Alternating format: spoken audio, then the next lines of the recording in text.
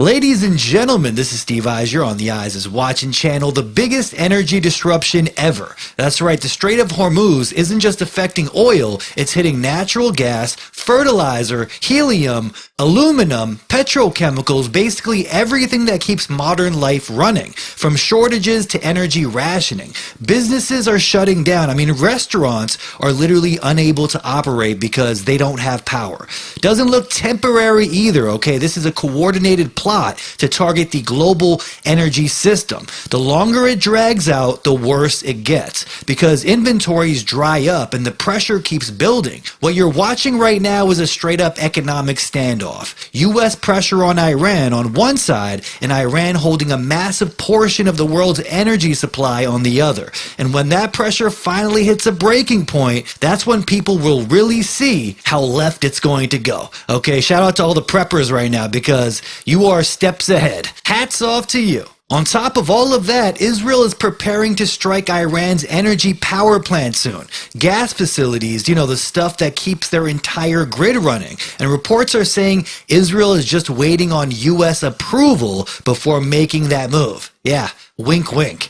So while the whole world is distracted, with another psyop, you already know what I'm talking about, Israel is about to make the global energy crisis a lot worse. Now let's quickly look at the random coincidences here that just took place. Oil refineries, infrastructure, even nuclear related facilities, you name it, either blowing up, getting hit, or conveniently just randomly, catching fire, right in the middle of the biggest energy disruption ever. And here's where it gets even crazier. The head of the International Energy Agency, Fatih Birol, comes out and warns Europe might only have weeks of jet fuel left, talking about potential flight disruptions. So now it's not just ground level shortages, this starts going into air travel. Okay, supply chains, everything. Isn't that kind of crazy? They want to ban short distance flights years ago due to climate change. Now they get exactly what they want due to the Iran crisis. It's just funny how all this works. And at the same time, they're talking about stay at home, work from home, please don't use energy. We need new lockdowns, 15-minute cities, digital IDs just to control all this madness. Come on, people. This is just getting out of hand. The psyops are too obvious. That's why I call them psy-slops. That's right. Boring. At the same time, you got scenes coming out of Texas that look like they're straight out of a movie. Massive gas facilities exploding, lighting up the sky, flames shooting everywhere, thick black smoke coming out. Look at these videos right here. And right in the middle of that, a tornado touching down. Damn it, they're just harping on you real bad, huh? Same place, same time. Yeah, that sounds like totally normal, natural events taking place right there. What happened in Texas turned into a full-blown inferno visible for miles. And we're supposed to just believe that was a coincidence and just some bad weather. Because it's not just Texas. This is happening everywhere. Vietnam, a massive recycled oil facility explodes too. Huge fireballs in the sky. Look at this footage. Smoke covering the skyline. Australia's Geelong refinery goes up. Mexico's Pemex facilities hit. Romania, India, Iraq, Russia, Pakistan, one after the other. All of these oil refineries and energy facilities just exploding randomly because that's what they do. They spontaneously combust during the worst energy crisis ever. All natural stuff here. We're talking about multiple major energy sites across completely different countries all getting taken offline or damaged in a very short window. So let's actually go through it here, okay? Mid to April, Geelong refinery in Australia,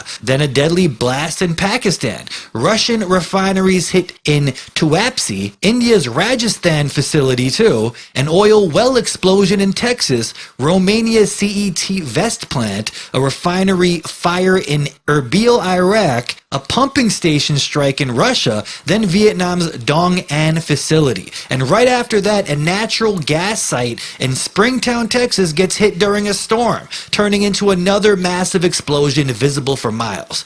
Yeah, that's not normal. There clearly is a pattern here. And then right on cue, you start hearing the message come, okay? The New World Order script handed out to all of these shills, like Ursula von der Leyen. She comes out saying the cheapest energy is the energy you don't use. Think about what that actually means. She's saying stay home, don't drive, cut consumption, because instead of fixing the supply issue, the solution is more control over your life, okay? Reducing your usage and movement, rationing without calling it rationing. So now you've got a global energy choke point, infrastructure getting taken out across multiple countries, warnings about fuel shortages, and at the same time the public being conditioned to accept using less. Not a coincidence here, people. This is called the setup phase. They're tightening the supply and creating more instability, then they roll out control measures as the solution. We've seen it happen over the years, especially starting COVID. It's all a plan here. Polycrisis era, the decade of polycrisis leading up to 2030. They told you they're going to do this, and now they're doing it. And now layer this on top. The Pentagon is already preparing for a potential US-Iran conflict to stretch for months. So it ain't 2 weeks to flatten Iran anymore. They're saying this might go into September with warnings it could go even longer, Donald Trump says. He said this could drag out far beyond expectations. That tells you right there this isn't being treated like a short-term thing. Another forever war? Really? I mean, once you start talking about timelines like that, not even giving you an end date, you're not just looking at airstrikes anymore. That opens the door to further escalation, even ground involvement, which was mentioned again by Trump. So ask yourself, if tensions are already this high, if energy infrastructure is already getting hit across multiple countries, what would actually set off the next phase of war? Like, what could give them the justification to accelerate their agenda in the Middle East? Well, a good old false flag, baby. That's right. Check out this story right here. 15 industrial-scale agricultural drones stolen out of New Jersey. Now, this was a highly coordinated operation. These aren't just drones you can buy off Amazon. These are heavy-duty units, each one capable of carrying and dispersing large... I was diagnosed with ulcerative colitis when I was 22. That was in 2002, so I've had this disease for 18 years now. And the first 14 years before I started taking this product was incredibly difficult for me. I was in and out of hospitals, emergency room. Type of ID, and certainly that it was digital, and certainly that was biometric, and we've really worked with all our partners to actually help that being, to grow this. And Immune condition at all, I share this with because I know what it did for me, and I'm praying that it does the same thing for you because it's life-changing and it gave me my life back. Amazon. These are heavy-duty units, each one capable of carrying and dispersing large... I was diagnosed with ulcerative colitis when I was 22. That was in 2002, so I've had this disease for 18 years now. And the first 14 years before I started taking this product was incredibly difficult for me. I was in and out of hospitals, emergency rooms. I was on very harsh medications. So I was really, really frustrated. And on top of that, I was starving because I couldn't tolerate food. A friend of mine who has thyroid disease, she actually is the one who shared this product with me. When she told me about it, I was actually eager to check it out. And, you know, I had tried countless things. This product for the first time in my life actually gave me stability. It gave me my life back. I mean, I call it a miracle in a bottle. And anyone with any kind of autoimmune condition at all, I share this with because I know what it did for me, and I'm praying that it does the same thing for you because it's life-changing and it gave me my life back. Amounts of liquid over wide areas in minutes. They're openly saying these could be repurposed for chemical or biological dispersal if they end up in the wrong hands. Even military documents have already acknowledged that this exact type of equipment could be used as a delivery system. Yeah, that sounds like great news right there. But a 500-pound drone getting stolen, it's not like someone can just pick this up and walk off with it. Okay, according to reports here, this was done through fake paperwork, impersonation, logistics manipulation. I mean, basically things the average person can't do. Okay, so who stole the damn drones here, and what are they about to do, and who will they blame it on? Remember that scene out of Leave the World Behind, where the Iranian drones popping up, dropping red pamphlets suggesting they were behind the terror event.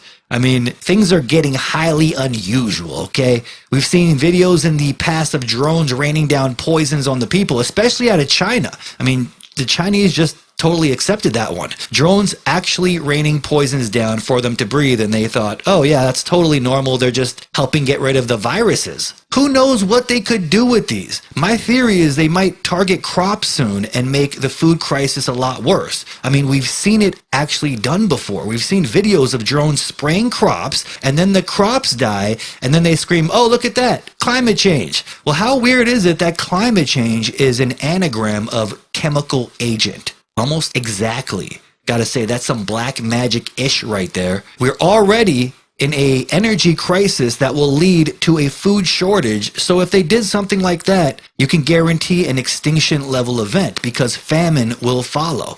They can blame Iran for it, or they could say climate change. You never know with these bastards. Okay. Now, while the energy crisis is happening, I mean, this is such a big news story. Nothing even comes close. Okay. Grocery stores won't have food soon.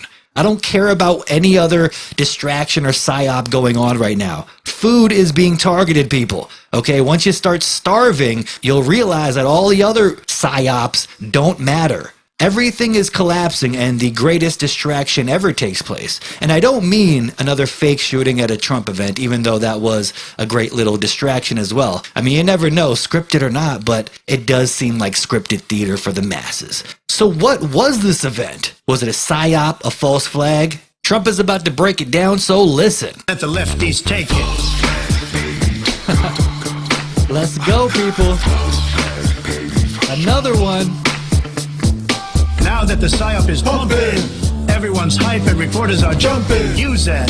Diversion as fuel. Put a band-aid on it. Everything's cool. If they start asking about your year, Just felt it like me for the past 30 years. the good assassination will never fail, so you can run the massive plans of the Israelis. And when you mess up a big dirty war, just say, look, we won like you did before. If you need a problem, just fake it. Just make it look real and let the lefties take it.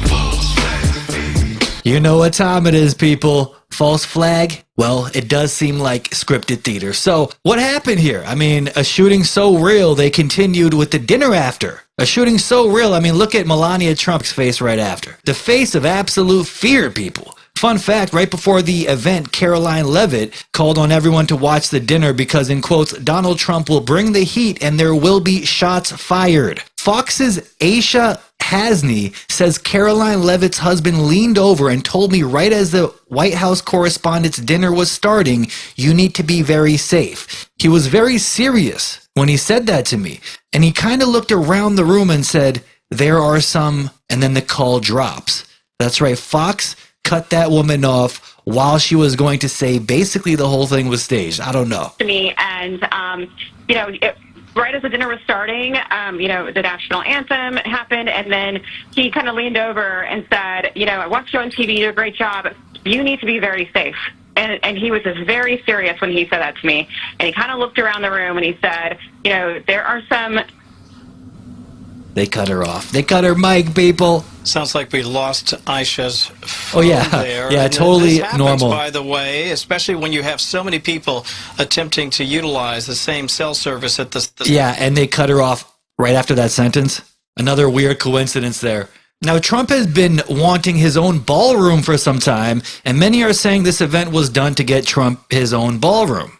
Get it? Ballroom. Calling it a big, beautiful ballroom, aka BBB 666. But this incident just magically gets him closer to building his own. He wants it built so bad you would think it's a third temple in Jerusalem. He's been pushing for a private, highly secured ballroom at the White House for years. Even back in his first term, he was talking about building one, saying the current setup isn't secure enough and that major events shouldn't be happening in hotels or temporary venues. That idea kept getting blocked, delayed, tied up in legal and funding issues, and now, suddenly, right after this incident, it's being framed as urgent now and necessary. So now, because of this incident, they get to fast track a $400 million project because of security concerns. And right on cue, the paid MAGA shills basically tweet the exact same thing right after the other. You can check it out for yourself. Well, ain't that some shit? Trump needs a new ballroom. Get the ballroom built ASAP. Let's check this video out right here. And leave it to Trump to close it out and say, let the show go on. But we're not done, because my good friend Voice, who I'll tag in the description, pointed this out. Because there's a motive. And I will say, you know, it's not a particularly secure building. I didn't want to say this, but this is why we have to have all of the attributes of what we're planning at the White House. It's actually a larger room, and it's much more secure. It's drone-proof, it's bulletproof glass. We need the ballroom. That's why Secret Service, that's why the military are demanding it. The White House East Wing Ballroom Project, where Donald Trump fired the McCreary architects and replaced them with Shalom Baroness Associates. This ballroom, the one that has the blueprint that looks exactly like Solomon's Temple. And what does Shalom Baroness Associates have experience with? Doing multiple synagogue renovations, renovating temples. And you remember America Reads the Bible 2026, a historic call to return to God's Word that literally finished today, where Donald Trump read the Bible. And he specifically read 2 Chronicles chapter 7, verses 11 through 22. So what does 2 Chronicles chapter 7 deal with? The dedication of the temple, where the Lord appears to Solomon after Solomon finished building the temple, and the Lord gave him a vision, saying, when I shut up the heavens so that there is no rain, or command the locust to devour the land, or send plagues among my people, if my people who are called by my name will humble themselves and pray and seek my face and turn from their wicked ways, then I will hear from heaven and I will forgive their sins. This is what Donald Trump read. And so is this a play to get the third temple built? I don't know. We'll see. Crazy, right? So many coincidences here and anomalies, it's actually making my head spin. But the craziest thing is, right before Trump was rushed off stage, a mentalist was performing some tricks for Melania Trump. He held up a card that said a name on it, and then 1 second later, Melania reacts with an expression of horror on her face, and then shots rang out. Now this man is a Jewish mentalist named Oz Perlman, who was performing some magic, of course, and look at this post right here before the event took place on IG. The Genesis Prize on Instagram says, why are 2/3 of the top mentalists of the modern era Jewish? Watch the White House Correspondents' Dinner tonight in our slideshow to see if you can answer this question. Weird. What will a Jewish mentalist find inside Trump's mind? This is so weird. Tonight, Jewish mentalist Oz Perlman is headlining the White House Correspondent Dinner. Israeli-born former Wall Street analyst, you can't make this up, grandson of Holocaust survivors, of course. He guessed Joe Rogan's ATM pin live. Yeah, there's a video of that. He probably didn't read his mind at all. I mean, he is Jewish. He probably owns the bank. He just told Joe Rogan his pin. But Oz is not the first and by far not the only Jew with such an incredible talent. For over a century, Jewish mentalists have made us question reality. What kind of words are they using here? As you can see here, Joseph Dunninger, read minds on live radio and performed for 5 U.S. presidents, offered $10,000 to anyone who could prove he used a trick. Nobody collected. And they just go through a few more right here. That dude looks like a Satanist straight up. Max Maven. I mean, doesn't he look like the guy that invented the Satanism religion? Lior Suchord, another one. This is absolutely wild, but isn't it interesting? They said, for over a century, Jewish mentalists have made us question reality. Watch the Correspondents' Dinner tonight and our slideshow to see if you can answer the question. Question reality. The masters of psyops? But why couldn't the mentalists see the shooting about to take place? Not that great of a mentalist, I assume? Or they were behind it. Make of that what you will. You know, speaking of magicians, Trump shared an image a few weeks ago. I'm sure you guys have seen this. An AI image of him as Jesus, looking like he's reviving Hunter Biden from a fentanyl overdose. Not sure what this was about, but what the hell were those horned shadow figures in the back? The demons in charge? But the picture mirrors the exact structure of the Magician Tarot card. And when you break it down, it lines up even closer with the Magician in reverse. You've got the central figure acting as the channel between heaven and earth, hand extended, performing power in front of an audience. That's literally the magician archetype. But the reversed meaning is where it gets real here. Manipulation, deception, illusion, performance over truth. And that's exactly what this image means. It's about appearing to heal, to trick the masses. It's about projecting divine authority so people believe it. The glowing light and the staged miracle. The crowd looking on like witnesses. It's psychological theater here. The reversed magician creates a reality that people willingly buy into. That's how manipulation works at the highest level, showing you something symbolic like this that you feel it must be real. And once people start seeing a man as a savior figure, then the Freemasonry illusion is complete. Remember infamous occultist and witch Marina Abramovic? She was on video for 2 times, actually there's 2 videos of this, calling Trump a magician of the highest order, who will bring chaos and then lead humanity into a new order. And just 2 days before this alleged shooting, CNN had an article entitled, "How Would an Assassination Attempt Be Staged?" Just 2 days before. Look, these things are starting to get real weird here. The alleged attempted shooter's name was Cole Allen, and this video is absolutely wild right here. You wouldn't think much of a random X account created in December of 2023 and also making a single post in December of 2023. This is what crazy. Was that single post? A cryptic name. Cole Allen.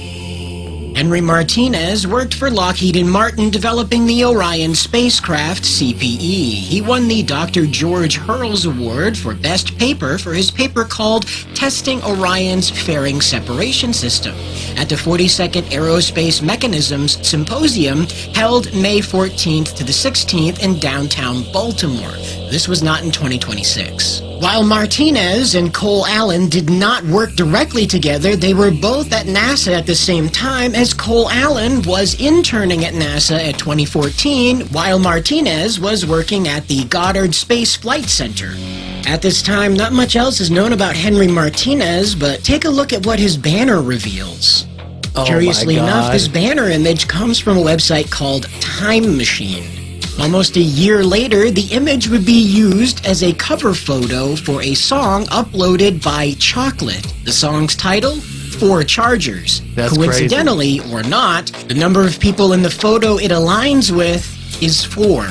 Henry Martinez has not surfaced again to make another post, and as far as we can tell, Cole Allen has not mentioned Henry Martinez in any of his social media posts or while teaching. You have to ask yourself, what happens next? Well, this news report provides a bit of context. It's a little freaky though, so brace yourself. They say art imitates life, but in this case, is art a prophecy? Author Ingersoll Lockwood wrote a series of books over 100 years ago about a super rich kid named Baron Trump. One of the books is titled Baron Trump's Marvelous Underground Journey. The fantasy book tells the tale of a boy named Baron Trump, who of course makes his home in Castle Trump. The narrator of the story is a guy by the name of Don. The book supposedly tells the tale of Don, the Master of Masters, taking young Baron through a time-traveling portal to Russia. The last pamphlet written by Lockwood is entitled The Last President, which takes place in New York City and describes the chaos America faces after the election of an unlikely candidate. That's right, this adventure series surrounds Baron Trump, a rich kid that lives in Castle Trump and travels through time to Russia.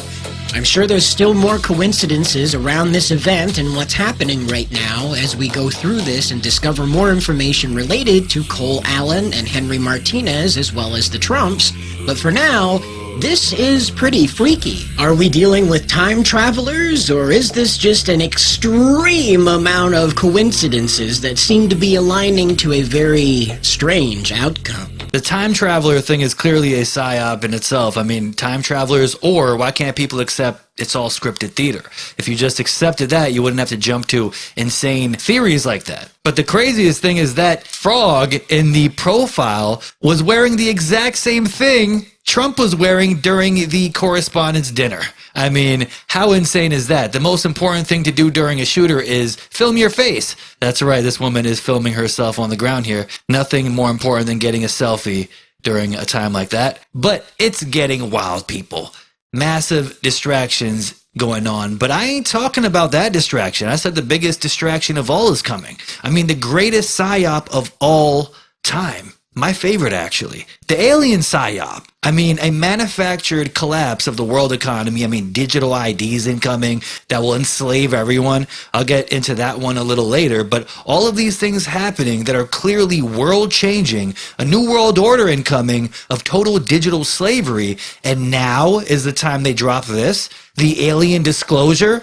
I mean, think about the timing, people. A few days ago, the Pentagon has announced that they are expected to begin declassifying records related to UFOs and potential extraterrestrial life through a dedicated domain, aliens.gov, following the direction from President Donald Trump. This is the real distraction I'm talking about, because remember, they say the panic from this could collapse the banking system. No joke, for months now, financial experts were warning of this. So how perfect would that be? I mean, the timing is just on another level, isn't it? Also, X post right here, he says, what are the odds, people? Talking about the numbers here. I'm sure you know what these numbers mean. They all equal 48. Right? And this person says, I'm sure you know that 1893 was the year when all the banks were collapsing, right? I'm sure you know that the post uploaded on 12/21 is a date in Q drop 417, right? I'm sure you know now that Cole Allen is an anagram for a lone cell, right? I'm sure you know that Cole Allen's sister is a journalist in Washington, D.C., right? I'm sure you also know Cole Allen home was tied to a registered Democrat donor, right? He also worked for NASA. Mark of the Beast, bomb Iran during speech, wine glass. As you can see here, look at the avatar. That is quite insane, I have to say. Now, during all of this insanity, what's going on behind the scenes? I mean, they're talking about nonstop Iran, US stuff. This distraction is going to be absolutely flooding our news feeds forever. There's a reason for all this. And then the major distraction is incoming. Okay, once that alien disclosure comes, I don't think people are going to talk about anything else for months. And what's being built behind the scenes while they're distracting you with all this insanity? Well, check this out. It's actually the main concern right here, second only to the food crisis. When I started this job, there were actually very little countries in Africa or Latin America that had one ubiquitous type of ID, and certainly that it was digital, and certainly that it was biometric. And now we've really worked with all our partners to actually help that being, to grow this. And the interesting part of it is that, yes, it is very necessary for financial services, but not only. Sure. It's also good for school enrollment, it's also good for health, who actually got a vaccination or not. It's very good to get your subsidies, from the government. Oh, that's an interesting one. So without it, you can't bank or have financial access. Digital IDs will also determine who has been vaccinated, who gets to enroll their children in school, and most importantly, actually, who qualifies to receive government aid. A single identity tied to your medical records, your children's education, and your ability to survive financially. So where does this lead to? Digital IDs will be used to tell who's vaccinated, but also required to get subsidies from the government. Now, just a month ago, Andrew Yang, former Democratic presidential candidate, posted, "All roads lead to universal basic income." Interesting, right? The choice of words, all roads lead to UBI. So everything you're seeing take place right now, the manufactured energy crisis, over the top spending by the government, unnecessary wars that cost billions, which also makes the energy crisis worse. That's why the Iran war was so strategic for the pedos in charge, because they accelerated the collapse at double the speed with that one. Pete Hegseth saying they need another $200 billion for the war because, in quotes, well, it costs money to kill bad people. Say the people that dropped a missile on an all-girls school. The war itself has led to one of the worst oil crises we've seen in years, which at the same time is leading to energy rationing around the world, which is exactly what they wanted for decades. Funny how that works, huh? America is $39 trillion in debt because they keep printing money for forever wars, which leads to worse inflation, further affecting the average citizen's pockets. And now it's coming out that 70% of Americans say they struggle to pay for food, housing, and healthcare. So guess what the solution is? From Andrew Yang to Elon Musk, they all know the plan. plan. But Elon Musk, his job seems to be wrapping all of this in a cooler language, as is his purpose. I mean, this guy's main role is to make the New World Order agenda sound cool, bro. Neuralinks will literally make you Neo from the Matrix. I mean, you could just download karate into your brain. No need to physically learn it, okay? Just turning everyone into some lazy bastards. To now, not universal basic income, okay? He calls it universal high income. You see what he did there? That's his job, to make it all seem cool and captivating. Right here on the New York Post, Elon Musk's proposal of universal high income to combat AI job losses baffles economists. Craziest thing here is Elon himself replied with, "It will happen." He replied to that post with that certainty. Notice the certainty right there. It will happen, because the guy that wears sweaters, with New World Order written in Latin on it, knows the exact agenda. When food and rent becomes impossible to afford, the same people with their billionaire bunkers and private military will have a solution for you. Yeah, I'm sure we can trust them, and the details coming out just make it even more obvious where this is headed. Musk straight up saying the government will issue high-income checks to everyone once AI replaces jobs, claiming there won't even be inflation because robots will supposedly produce endless goods and services. Sounds like a perfect utopia until economists immediately step in and say, wait, the math doesn't add up. If everyone's getting the same high income, you're all still fighting over the same limited housing, land, and resources. But of course, Andrew Yang jumps in, backing it up, saying AI will fund universal income, and we should just move fast to do this. So the groundwork is already being laid here. First, they create the conditions where people can't survive, then they roll out the solution where survival depends entirely on the system they control. And right on cue, here comes the next layer of total digital control. Food prices aren't just going up, they're about to accelerate fast. In March alone, food and beverage companies saw prices jump nearly 8% to last year, which is a massive spike and way higher than what we saw just a month before. And it's not just small stuff either. Tomatoes are up 100%, vegetables up 90%, diesel fuel up 90%, which affects literally everything that gets transported. And here's the part people aren't even paying attention to yet. Most of that increase so far is just from fuel costs. The real wave hasn't even hit. Fertilizer prices, especially urea, which is one of the most important ones for farming, have already doubled in just a couple months. That means farmers are about to get squeezed even harder, which then hits wholesalers and eventually lands right on grocery store shelves. So what you're seeing right now isn't the peak, it's the early stages. Food inflation isn't slowing down. It's just getting started.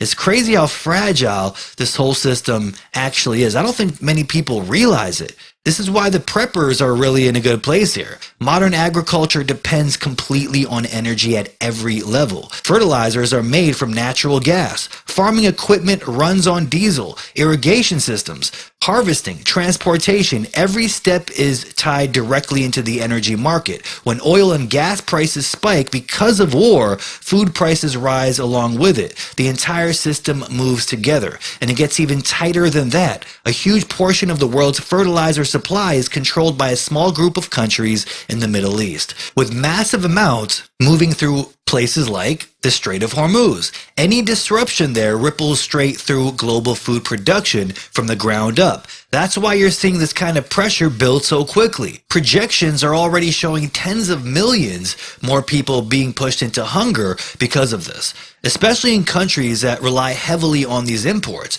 And those same countries are already buried in debt, meaning there's very little room to absorb rising costs or protect their populations. So the pressure keeps building, and it builds hardest when people are already the most vulnerable. And get this, the reality on the ground is the war isn't just costing money, it's draining actual military capability. So think about where this could head. In just over a month, the US burned through 1,000 times Tomahawk missiles. Over that now. Around 1,100 long-range stealth cruise missiles and more than 1,200 Patriot interceptors, many of which cost $1 to $4 million each, leaving key stockpiles critically low. Entire inventories that were originally built for a potential war with China are now being redirected and depleted in the Middle East, while weapons and defenses are being pulled out of Asia and Europe just to sustain this conflict. At current production speeds, replenishing what's already been used could take years, meaning readiness in places like the Pacific is already weakened.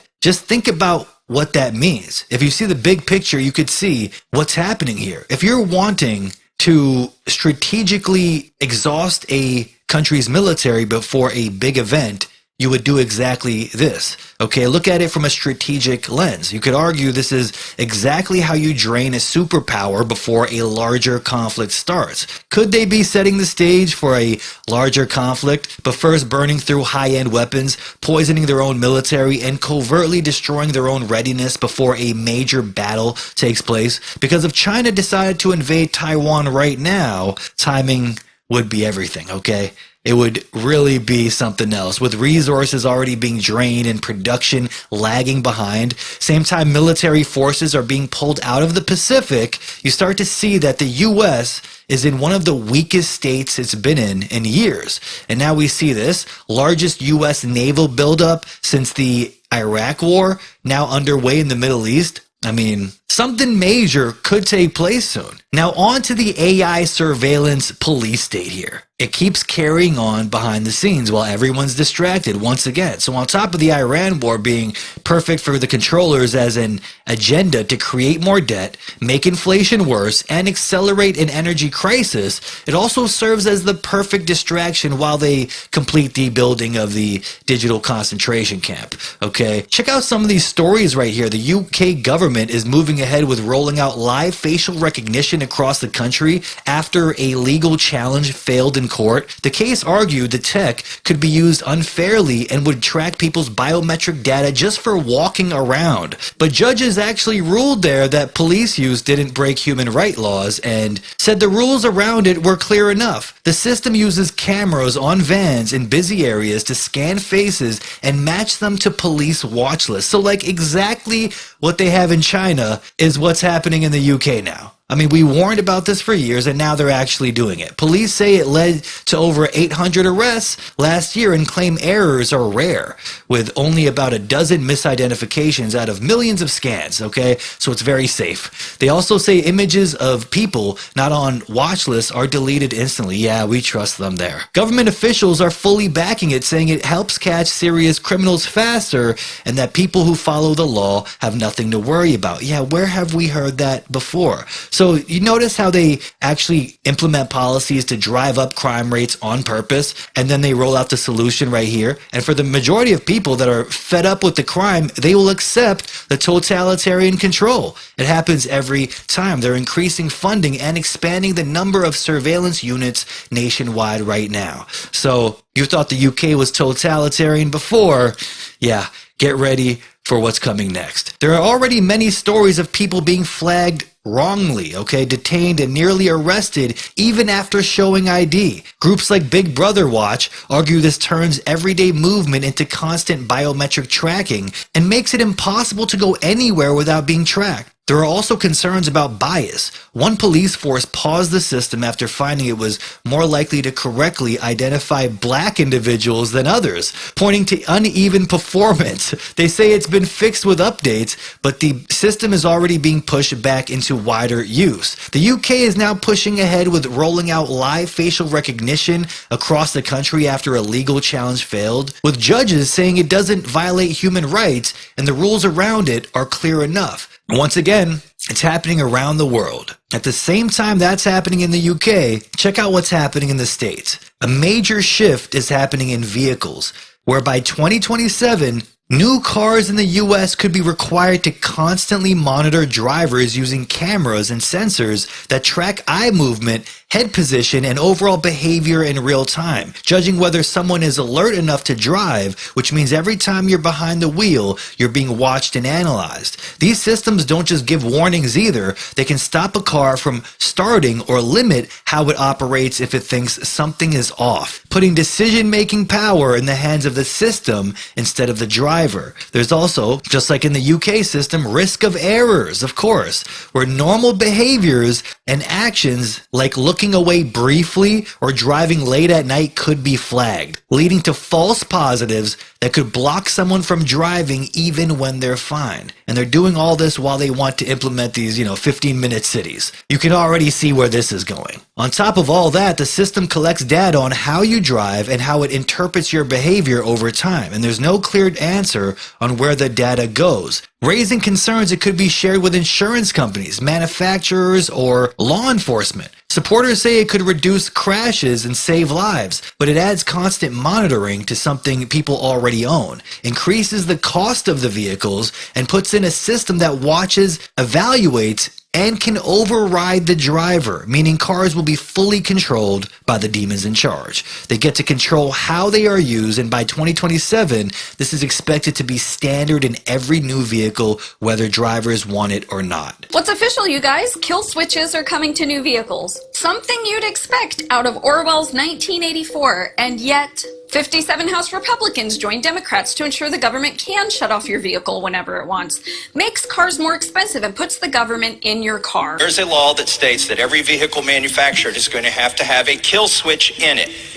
The car itself will monitor your driving, and if the car thinks that you're not doing a good job driving, it will disable itself. So the car dashboard becomes your judge, your jury, and your executioner. This sounds an awful lot like that new movie Mercy that just came out, which takes place in the not so distant future, 2029 to be exact, where he has to prove himself innocent to the AI judge, jury, and executioner. Now, this mandate for vehicles to be able to shut themselves off was actually put into law in 2021 under the Biden administration under the Infrastructure Investment and Jobs Act. Now, what was voted on the 22nd was the funding for this, to which Representative Massey from Kentucky offered an amendment to just the funding for the kill switch portion of the Investment and Jobs Act. Wow. And that's what was voted on. And this is how the votes went. So these are all the ones that voted against stopping the funding, and these are all the ones that voted for stopping the funding for kill switches. Now, the argument for this is that it will stop drunk and distracted driving, but no one knows yet how far this technology will go. Will it include cameras? Will it include sensors? Will it include breathalyzers? Will your insurance company have access to this? Will your Fourth Amendment constitutional rights be violated? Next thing is going to be, well, we need to hook this thing up to the government so we can dispatch the police. I'm just going to tell you what's going to happen next. They're going to be shutting your car off when they decide whatever they decide from wherever they decide it. Ladies and gentlemen, I don't know about what you think about due process and the Constitution and the Fourth Amendment and the right to not be imposed upon by illegal, unlawful search and seizure, but punishing everybody for this crime, whether they've committed or not, if they're going to commit it or not, should be unconstitutional. This shouldn't really be a question. Will this end up being government overreach, you guys? Really think about this, because Massey brought up a good point during his talk where he was saying, what if you're a mother, you want to go get some stuff because a snowstorm is coming, you swerve to miss a pothole, you swerve to miss an animal, you do something that the car doesn't like, and then the car then shuts itself off, and then what? You have to sit on the side of the road and wait for the police to come and deem that you are worthy to drive? Will this throw your Fourth Amendment right to unreasonable search and seizures out the window because your car said so? I mean, that's just crazy to think about. There's a reason why they want kill switches in the vehicle. It actually coincides with 15-minute cities, digital IDs, geofencing, stopping you from leaving your area, the 1990 UN documents about wildlands, biodiversity. All of it ties together, and it's just interesting it's all happening within this decade, the decade of polycrisis. 2021, they proposed this, and they are going through with it while everyone is distracted with all the chaos. You see how they get it done? Okay, people, just so you can have a glimpse into the mind of the average Canadian sheeples, this one shouldn't surprise you here at all. I mean, especially if you're Canadian and awake, you know the majority of people here and how they think. So there was a clip of Joe Rogan talking to some lesbian hillbilly. Oh wait, that's Post Malone there, looking like a chick that transitioned into a dude right there. I don't know what look he's going for there. They were talking about how Canada is falling apart. In quotes, all the shit they did during COVID was just in the total wrong direction. Now, this is obviously quite the understatement, such a normie thing to acknowledge and say, you know? Like, of course, firing people for not getting an injection is insanity. In hindsight, how can anyone think that was the right course of action? Like, who would disagree with that? Well, I'll tell you who, the average Canadian NPC, that even after all the data is out confirming the shots not only didn't work, but were straight up poison that caused an increase in all-cause mortality, a drastic rise in every disease in the book, plus some new ones we haven't even heard before, all after 2021, you know, the science is settled there. Not only were the shots poison, but the lockdowns, the masking caused serious mental health issues in many, learning delays in children because so many idiots masked them up without question. This is mainstream stuff now, but the average Canadian fluoride chugger disagrees. Here, my friends, we have Bozo of the Week. Everyone give it up for Bev on X for the most outrageous post ever. This person says, F you, Joe Rogan, you know, for what Joe Rogan said about Canada. You want to talk about all that shit Canada did during COVID? Well, here's a fact. 1.23 million Americans died from COVID during the pandemic. Fact, 60,000 Canadians died from COVID during the pandemic. Americans were about 140% more likely to die from COVID than Canadians during the pandemic. Good God. Imagine still defending the COVID narrative 5 years later, after all the info that's out now. Now, even though we know COVID was a fraud, you know, the biggest psyop ever perpetrated on the human race, Bev's own argument here is beyond stupid and doesn't even factor in per capita numbers. Like, even if you believe COVID did kill people, suggesting that more Americans died because they didn't get enough vaccines and follow the rules as strictly as Canadians, but using raw numbers like 60,000 Canadians versus 1.2 million Americans is a stupid argument, considering the US has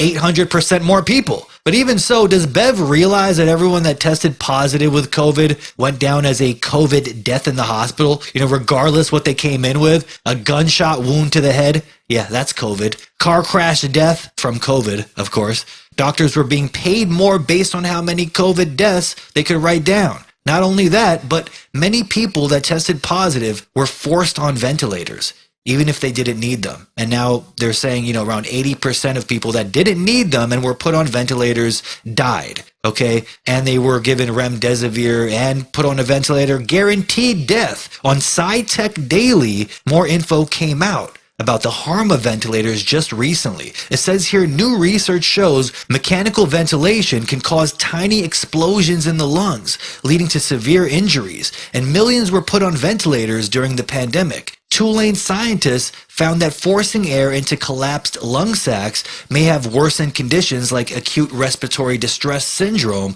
which already has a high death rate. But here's an interesting vid right here that brings up a few points that many haven't brought up. We didn't realize what was happening early on. They kept telling us all of our patients were dying of COVID. It was not COVID that was killing any of these patients. It was the complete and total medical mismanagement of COVID. It was the remdesivir, ventilator, death, wash, rinse, repeat. This is what we were seeing over and over happen in these hospitals, and I'm far from the only nurse that can tell you this. I know that you've interviewed Nicole Siratek. She could tell you what was happening in hospitals that she was at. Nurse Erin, same thing. So it's heartbreaking. It's heartbreaking to see what has become of this. Can I share something with you, Nicole? I thought I knew a lot. I mean, I've had name a doctor, Dr. Judy Mikovits, Dr. Brian Artis. I mean, I've literally been brought up since 14 days to flatten the curve by some of our top frontline professionals, period. Doctors, lawyers, everyone. But Nicole, yesterday, stunned me. You know what she said? And I want you to emphasize this point, and we're going to say it to this audience too.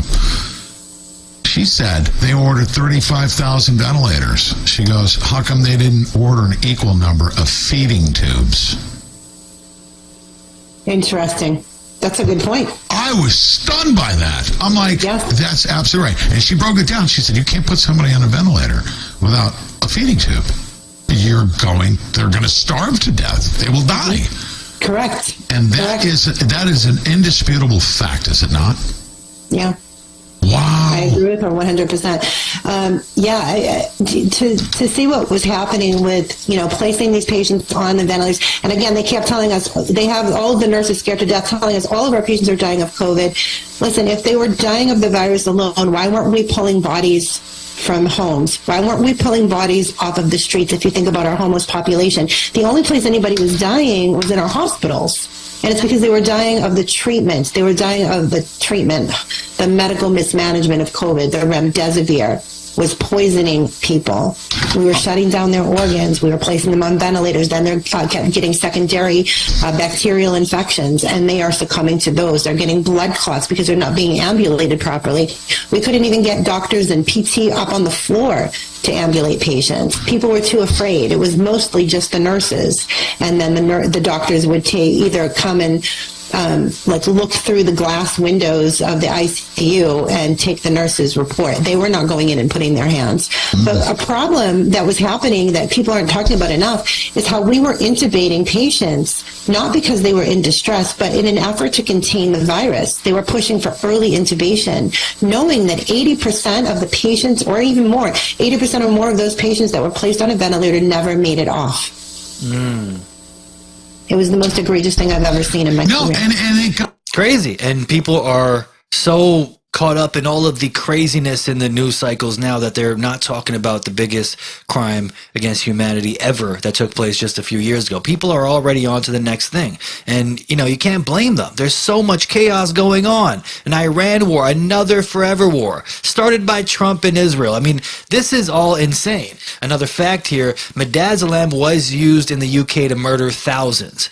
Covid is influenza renamed.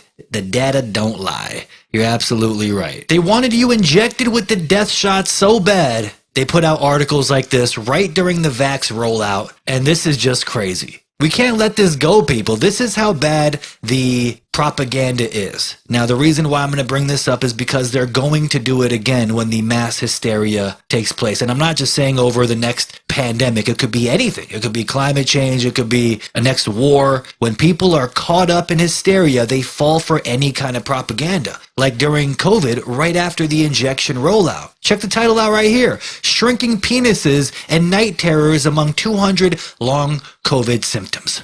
Wow. I mean, right when the shots were rolled out, people started exhibiting these symptoms.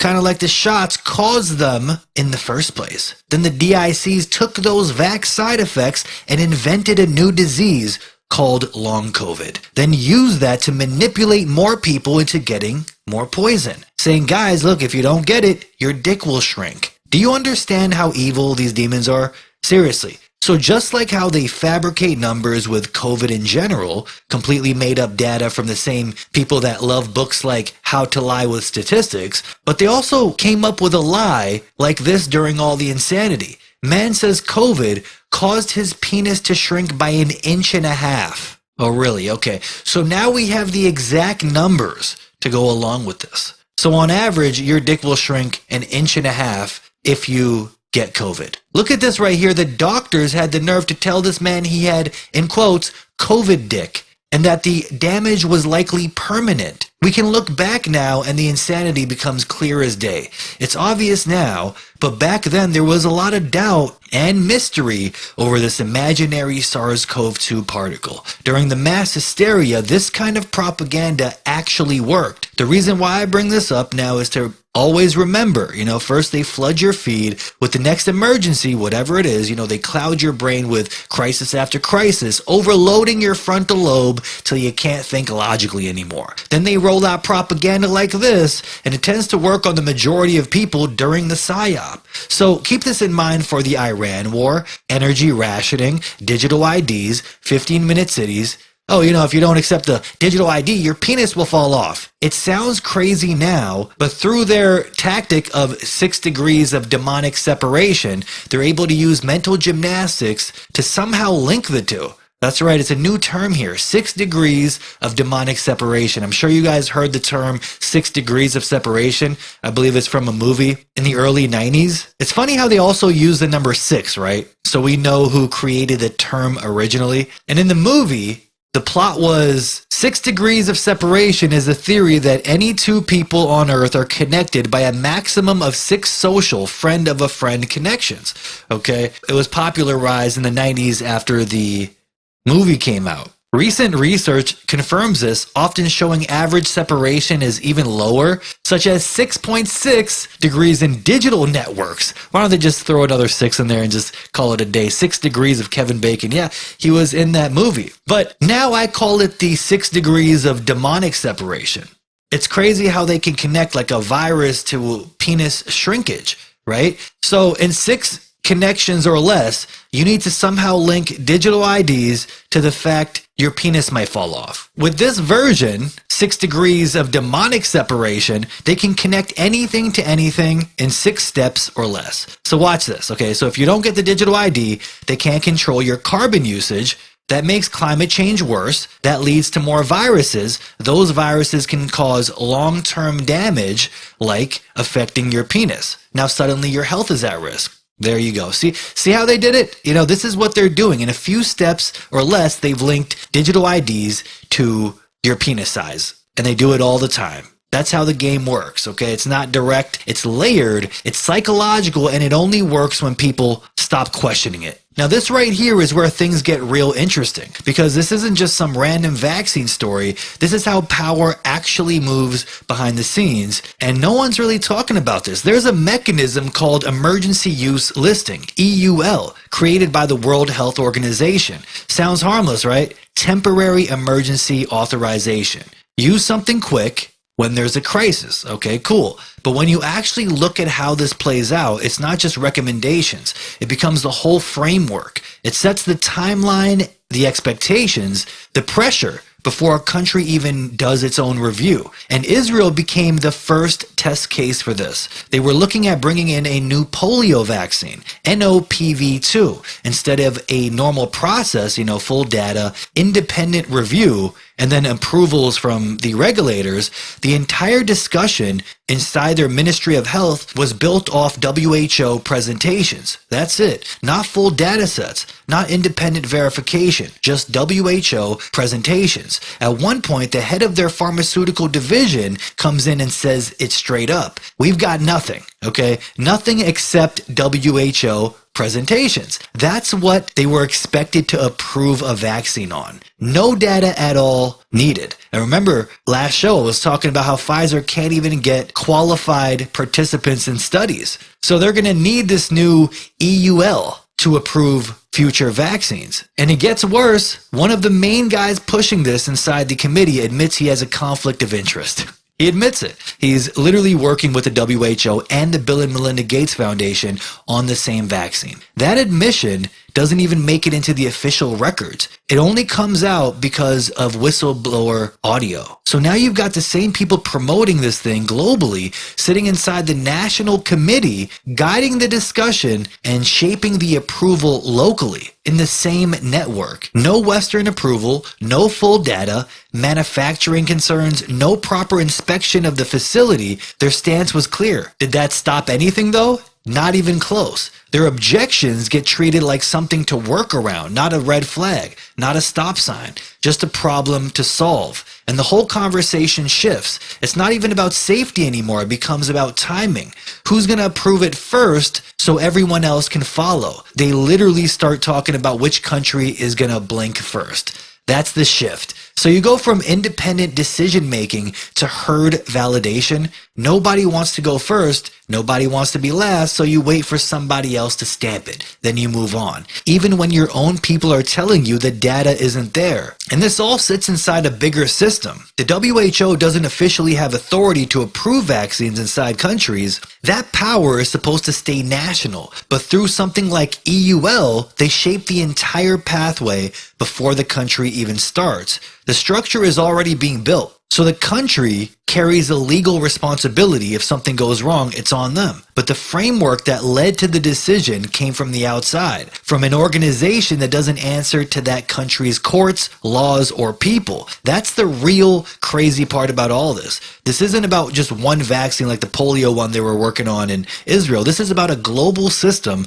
that can guide national decisions without officially controlling them. No direct orders, just funding from Bill and Melinda Gates and a few presentations. And boom, they get to approve whatever it is. Now, a quick throwback right here because it ties into everything going on, the totalitarian digital slavery state and 6G. The timing is insane. So right after, actually Event 201, the coronavirus simulation they ran in 2019, what you're looking at here, 1 month before that, we see this patent, a United States patent tied to researchers at the Rockefeller University. And on the surface, it reads like advanced medical research using ferritin nanoparticles, tiny protein shells that can interact with cells in the body, but buried inside the language is something crazy, okay? It reads like a blueprint of what they were going to do a few months later. It's describing putting something inside the body that doesn't just sit there, it responds and reacts. It can be influenced after it's already in your system. And the mechanism they describe revolves around using external energy, specifically radio frequency magnetic fields,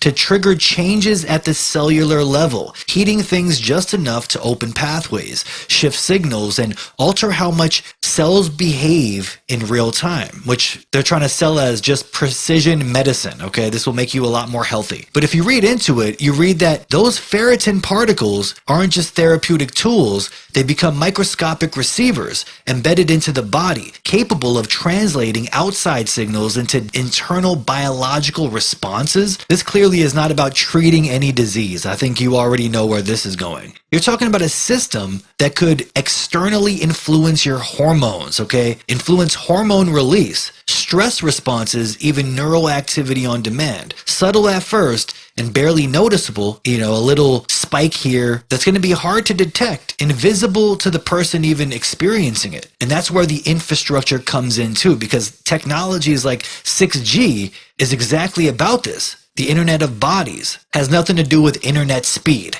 Even Trump stated 6G is about looking into your skin. What was that about? It's the delivery grid. They want it everywhere, capable of interacting with whatever is already inside the population, turning biology into something that can be externally stimulated. And suddenly all those phrases in the patent about modulating cellular activity and externally applied energy sound exactly like a system being put into place that can influence your body from the outside. The only thing left is the network that does the influencing. And that network doesn't arrive all at once. It rolls out quietly under the promise of better healthcare, faster communication, smarter technology, until one day the line between your own internal state and something being triggered from the outside isn't clear anymore. And by then, it's already too late to tell the difference. I mean, all of us have seen the movie Cell, right? That is a great predictive programming movie for people out there that want to watch it. But the craziest thing is a month before Event 201, this patent was released. Then a month after Event 201, the COVID PSY-OP hit. And then a few months later, they're already developing a vaccine to put into people. Yeah, it's getting crazy, people. I can affect individuals' brain functions in a variety of different ways, both positively and negatively, by engaging or disengaging nodes and networks of the brain that therefore affect their cognitions, emotions, and ultimately their behaviors. Something my colleague Jamie Canton likes to play with an awful lot is the idea of specialized neural operations. And here, once again, we're talking about the use of either drugs and or devices to modify the integrity of brain function that we realize can also modify individuals' perception of time and space. I infiltrate that bug's nervous system and I control the way it moves. By controlling the way it moves, I control the way it goes. I control its wings pattern. I control where it hovers, where it flies, where it articulates. And what I can also do is I can then couple this to a very, very small scale set of either biosensors or cameras. And what I basically have here is a biodrone. I can go one step further, and I can also impregnate that individual organism, with a very small-scale weaponizable delivery mode. In other words, if I'm using a very, very small-scale bioweapon, such as a very potent organotoxin, or the delivery of a very small level of microbes that we know can either replicate and infect, or is genetically modified to have a very, very high morbidity effect, I can then utilize this not only as a reconnaissance drone, but also as an infiltrative weaponizable drone that can then deliver some payload. Well, there you have it. I mean, they have been working on this since the 70s, so it's just shocking. And that's where I'm going to leave it, folks. If you like what I do here, if you want to help support, the links are in the description, 4 ways to support. I know it's been a while since you guys see me, but I've been going through some rough times in my life, a lot of financial issues, a lot of stress going on. So it's been a rough 2 weeks on me. So I'm back to it now, and hopefully everything will work out here. If you guys do want to support, if you guys want to see the podcast keep going, please click those links in the description, because without your support, it does not continue. Thank you to everyone out there that sent a donation. You have no idea how much it means to me, especially right now. If you are going to donate, now is the time to do so. Please, people, click those links in the description. Please consider being a monthly subscriber on Patreon or Subscribestar. You will be helping fund this show and keep it going. Without your support, it does not carry on.